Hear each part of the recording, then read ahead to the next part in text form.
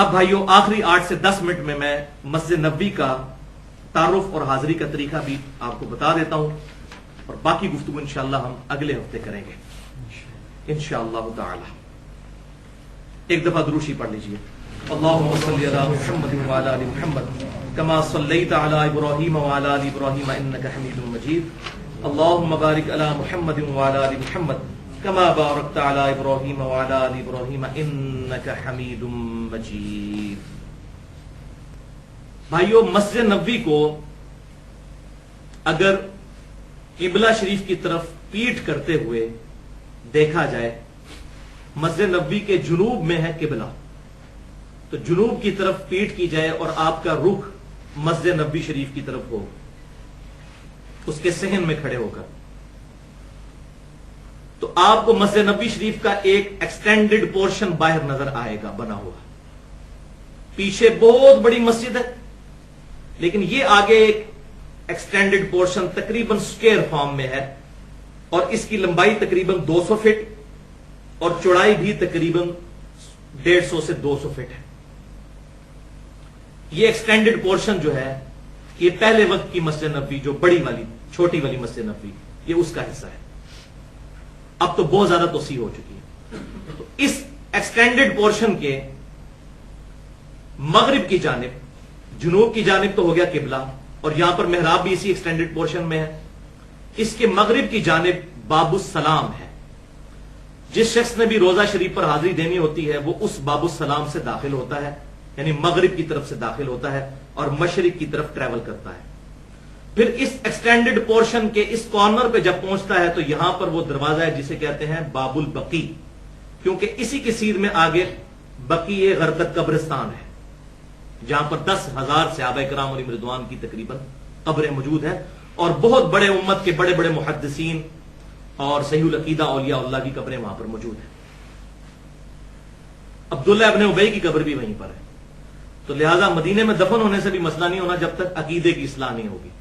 شفاعت بھی اس کی ہونی ہے جس نے شرک نہیں کیا انشاءاللہ۔ وہ تو بخاری اور مسلم کی حدیث ہے، اللہ تعالیٰ نے ہر نبی کو ایک دعا دی تھی، وہ اس نے دعا اسی دنیا میں کر لی، اور میں نے اپنی دعا اپنی امت کے لیے چھپا کے رکھی ہے۔ اس دعا کے ذریعے میں قیامت والے دن امت کی شفاعت کروں گا، اور میری دعا سے ہر شخص کو نفع پہنچے گا سوائے اس شخص کے جس نے اللہ کے ساتھ کسی قسم کا شرک کیا ہوگا۔ تو شرک is the most sensitive issue in the sight of Allah. اس میں میری ڈیٹیل گفتگو ہے مسئلہ نمبر 3 کے نام سے، دعا صرف اللہ ہی سے، اور اسی پر ریسرچ پیپر بھی ہے، ریسرچ پیپر نمبر 3۔ بال یہ باب البقی ہو گیا، اس کے ساتھ ہی باب جبریل ہے جو اکثر بند رہتا ہے۔ باب البقی کھلا ہوتا ہے اور باب السلام کھلا ہوتا ہے۔ باب السلام سے لوگ انٹر ہوتے ہیں، اور باب البقی سے بالکل باب البقی کے پاس ہی آپ کو گنبد خضرا نظر آئے گا، جو کہ حجرہ عائشہ کے اوپر بنا ہوا ہے۔ دراصل یہ گنبد بھی 668 ہجری میں، یعنی آپ صلی اللہ علیہ وسلم کی وفات کے 650 سال کے بعد ایک فاطمی بادشاہ نے منت مانی تھی، تو اس نے یہ رکھا۔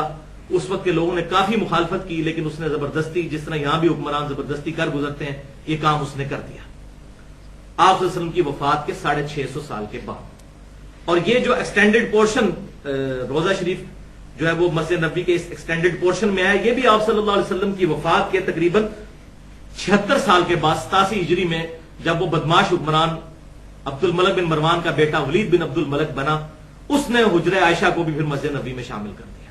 یہ ہے اس کا سٹیٹس، جس کی بنیاد پہ لوگ یہاں پر قبروں پر مزار بناتے پھر رہے ہیں، اور مزارات پر جو ہے وہ مسجدیں بناتے پھر رہے ہیں۔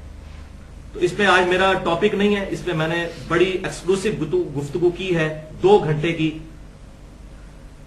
ربیع الاول 1433 ہجری میں، مسئلہ نمبر 63 کے نام سے، ولادت مصطفیٰ صلی اللہ علیہ وسلم اور رسول اللہ کی آخری وصیتیں صلی اللہ علیہ وسلم، اور اسی کا آخری 1.25 گھنٹہ پرٹیکولرلی گنبد خضرا، مزارات پر مسجد نبوی، اور یہ کہتے ہیں جی مسجد نبوی بھی تو کے اندر بھی تو قبر موجود ہے، یہاں بھی ہمارے بزرگوں کی قبریں آ گئی، تو کیا؟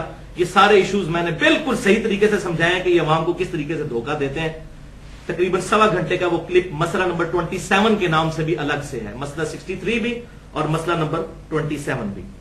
بہرحال یہ جو گنبد خضرا ہے، اس کا جو یہ جو پورشن ہے، یہ تقریباً یہ سامنے والی جو جنوب کی طرف دیوار ہے، اس سے تقریباً آپ سمجھ لیں 15-20 فٹ پیچھے اگر آپ آ جائیں تو یہ حجرہ عائشہ موجود ہے، جس کے آگے سنہری کلر کی، گولڈن کلر کی جالیاں ہیں، اور اسی کے اوپر گنبد خضرا ہے. اور اسی گنبد خضرا سے آپ مغرب کی طرف آئیں مسجد کے اندر تو وہ ریاض الجنہ والا حصہ آ جائے گا. وہاں پر الگ سے وائٹ کلر کا قالین ڈلا ہوا ہے. باقی پوری مسجد نبوی میں ریڈ کلر کا قالین ہوتا ہے. تو وہ انہوں نے ڈسٹنگوش کرنے کے لیے اس کو وائٹ کلر کے قالین کے ساتھ مزین کیا ہوا ہے. تو یہ سارا مسجد نبوی کا اس حوالے سے تعارف ہو گیا. اب یہ جو ایکسٹینڈڈ پورشن ہے اس کے پیچھے اب بہت بڑی مسجد نبوی بن چکی ہے. بلکہ نبی صلی اللہ علیہ وسلم کے مبارک دور کا جتنا مدینہ شریف تھا وہ اس وقت جو آج کی ڈیٹ میں آپ سمجھ لیں کہ 26 اکتوبر 2013 آپ صلی اللہ علیہ وسلم کی مبارک زندگی میں جتنا مدینہ شہر تھا وہ پورے کا پورا مسجد نبوی میں آ چکا ہے. یہ ایکسٹینڈڈ پورشن کے پیچھے بہت بڑی مسجد نبوی ہے اور ایکسٹینڈڈ پورشن کے آگے بھی خانہ کعبہ کی طرف بھی بہت بڑی یہ انہوں نے حصہ چھوڑا ہوا ہے. اور یہ پھر ڈبل ٹرپل سٹوری ہے. اس کے نیچے پورا پارکنگ کا ایریا بھی موجود ہے اور وضو خانے بھی نیچے تہخانے کے اندر موجود ہے. اور اس کی پوری ڈیٹیل اگر دیکھنی ہو تو بن لادن کمپنی جو ہے انہوں نے ایک ویڈیو بنائی ہے مسجد نبوی کی اور مسجد حرام کی تعمیر کی. وہ یوٹیوب پہ اویلیبل ہے 1-1 گھنٹے کی ویڈیوز. اس میں آپ دیکھیں تو آپ کو اندازہ ہوگا کہ کس طرح اربوں ریال لگا کر سعودی حکومت نے ان کو اللہ تعالیٰ نے توفیق دی ہے کہ انہوں نے اللہ کے محبوب صلی اللہ علیہ وسلم سے منسوب اس مسجد نبوی اور خانہ کعبہ شریف کی تعمیر پر کس طریقے سے پیسہ خرچ کیا ہے الحمدللہ. تو یہ ساری باتیں ہوگی مسجد نبوی سے ریلیٹڈ. اب آ جائیے جناب قبر مبارک سے ریلیٹڈ کہ اسی گنبد خضرا کے نیچے روزہ شریف موجود ہے.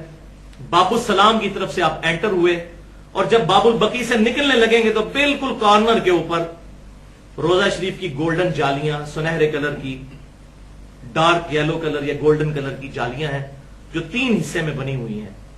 اور 3 حصے کس طرح ڈیوائیڈ ہوتے ہیں کہ پہلا حصہ جو ہے اس کے اوپر الگ سے ایک آیت لکھی ہوئی ہے. پہلا حصہ باب السلام کی طرف سے آئیں گے تو پہلے حصے کے اوپر آیت لکھی ہوگی سورۃ الاحزاب کی آیت نمبر 40.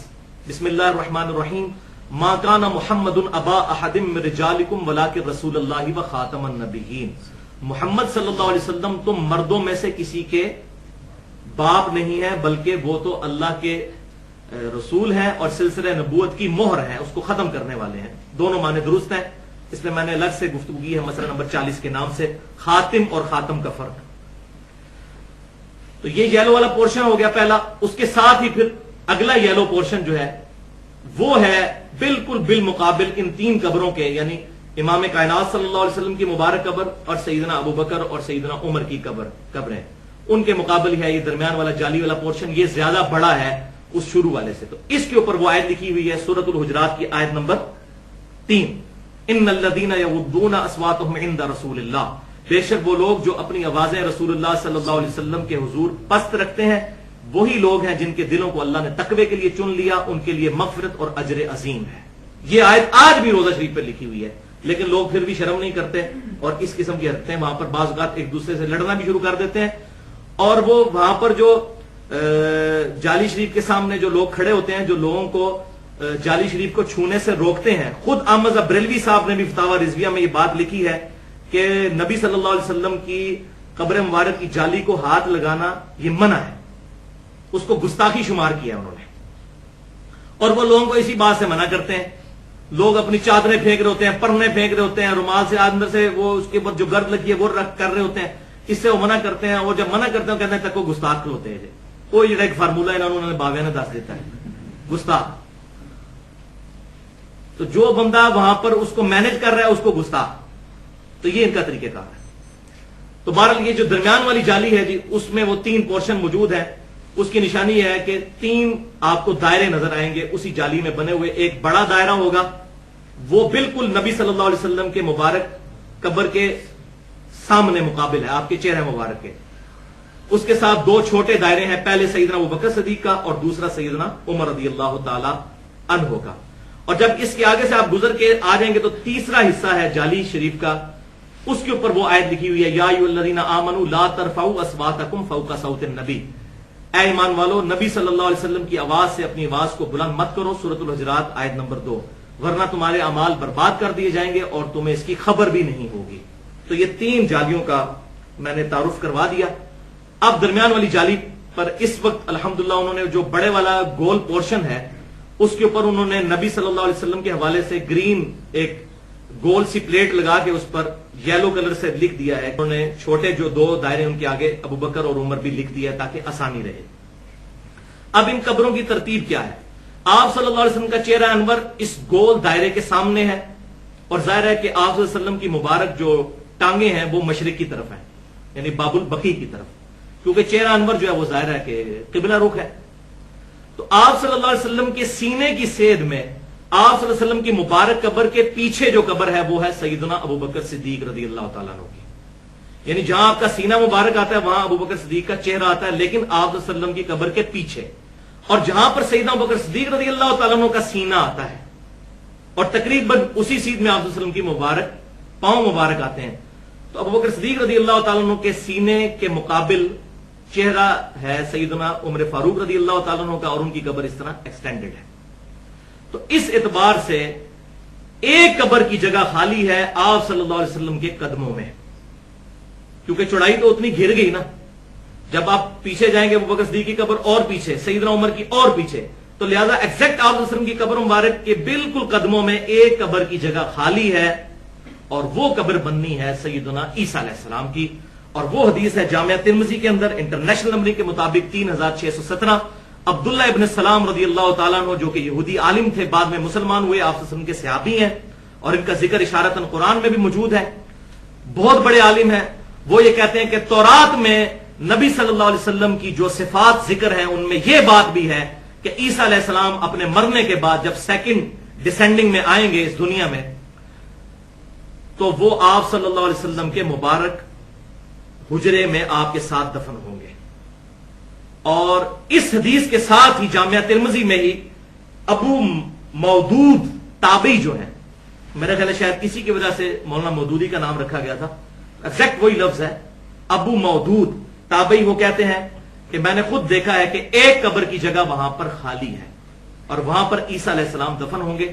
عیسیٰ علیہ السلام کے حوالے سے میں نے بڑی ڈیٹیل گفتگو کی ہے، حیات مسیح اور نزول مسیح علیہ السلام، مسئلہ نمبر 12 کے نام سے.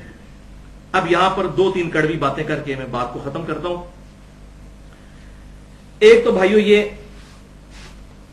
کہ میں نے یہ بات پہلے عرض کر دی کہ چاہے حجرے کے باہر ہوں یا قبر تک کوئی پہنچ جائے، بات ایک ہی ہے. کیونکہ قبرستان کی دیوار کے پاس سے گزریں یا ایون قبرستان میں بھی داخل ہو جائیں تو آپ کے جو سامنے قبر ہے اگر اس کو مخاطب کر رہے ہیں تو 2 کلومیٹر تک وہ اگر قبرستان پھیلا ہوا ہے تو وہاں تک آپ کا سلام اللہ پہنچا رہا ہے. تو بالکل اس طریقے سے روضہ شریف کے سامنے جو لوگ کھڑے ہوتے ہیں تو ان کو وہی سلام پڑھنا چاہیے جو سیدنا عمر رضی اللہ تعالیٰ عنہ کے بیٹے ابن عمر کی سنت میں حوالہ پہلے دے چکا. قبر رسول کے سامنے آ کر پڑھیں گے السلام علیکہ یا رسول اللہ، سیدنا ابوبکر کے سامنے آ کر السلام علیکہ یا ابا بکر، اور سیدنا عمر کے سامنے آ کر السلام علیکہ یا عمر رضی اللہ تعالی عنہما. اچھا جی، دوسری بات اس میں کہ یہ عوام کے اندر اکثر مشہور ہے کہ جی گنبد کے اوپر، گنبد خضرا پر اور خانہ کعبہ کے اوپر سے کوئی پرندہ نہیں گزرتا، نہ کوئی پرندہ بیٹھتا ہے. وہ جی پیچھے سے غولوں کے غول آتے ہیں اور وہ ایسے ہو کے گزر جاتے ہیں. توبہ استغفار، اس سے بڑا کوئی جھوٹ ہی نہیں ہے. میں نے اپنی آنکھوں سے ایک دفعہ نہیں کئی دفعہ ایگزیکٹ گنبد خضرا کی ٹپ کے اوپر جو وہ نوک بنی ہوئی ہے اس کے اوپر ٹپ کے اوپر کبوتر بیٹھے ہوئے دیکھا ہے. اور میں نے وہاں کئی لوگوں کو دکھایا کہ جناب یہ دیکھ لو، پاکستان جا کے اب جھوٹ نہ بولنا، اور مولوی جب جھوٹ پڑے بولیں تو ان کے گریبان پکڑنا، کیا جھوٹ بولتے ہو. خانہ کعبے کے اوپر بھی بیٹھتے ہیں، بیٹھے بھی کرتے ہیں، غلاف کے اوپر بیٹھے بھی ہوتی ہیں. خام خواہ ایک دیو مالائی قصہ کہانی بنا کے عوام کو دھوکہ دیا ہوا ہے. اور یہاں تو اپنے بزرگوں کے بارے میں کر دیتے ہیں، خانہ کعبہ مسجد نبی کے بارے میں تو بدرجہ اولا کریں گے، وہاں تو ویسے ہی انہوں نے ان کے اندر پنجابی چاکا کھلے ہوا ہے. تو یہ بالکل جھوٹ ہے، کوئی ایسی بات نہیں، کسی غیر مسلم کو ایسی عقیدت والی جھوٹی بات نہ بتائیں. اور تیسری اور آخری بات اس کانٹیکسٹ میں ہے کہ اس وقت انٹرنیٹ کے اوپر اور ہمارے مارکیٹ میں بھی قبر رسول صلی اللہ علیہ وسلم کی جعلی تصویر ایک آپ نے دیکھی ہوگی، گولڈن کلر کی اونچی سی، اس پہ ایک امامہ رکھا ہوا ہے اور وہ پگڑی رکھی ہوئی ہے اور وہ لکڑی کا ایک بنا ہوا ہے. بالکل جھوٹی بات ہے، وہ نبی صلی اللہ علیہ وسلم کی قبر نہیں ہے، وہ جلال الدین رومی کا بنا ہوا مقبرہ ہے جس کی تصویر کو انہوں نے پورٹریٹ اس حوالے سے کر دیا ہوا ہے. آپ صلی اللہ علیہ وسلم کی قبر مبارک صحیح بخاری میں لکھا ہوا ہے، 1390 نمبر حدیث ہے. سفیان تمار رحمۃ اللہ علیہ تابعی کہتے ہیں کہ میں نے خود قبر رسول دیکھی ہے صلی اللہ علیہ وسلم. آپ کی قبر مبارک اونٹ کی کوہان کی مانند اونچی ہے، اور اونٹ کی کوہان ہوتی ہے ایک بالشت، 10 انچ سے لے کے 12 انچ تک۔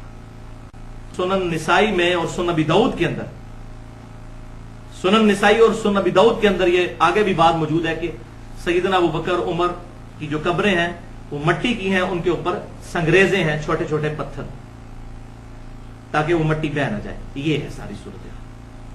تو یہ سارے کے سارے معاملات اپنی طرف سے بنائے ہوئے ہیں، اور پھر اس کی بنیاد کے اوپر عجیب و غریب عقائد اور نظریات پبلک کے اندر پروپیگیٹ ہو جاتے ہیں۔ اللہ تعالیٰ سے دعا ہے جو حق بات میں نے کہی ہمارے دلوں میں راسخ فرمائے۔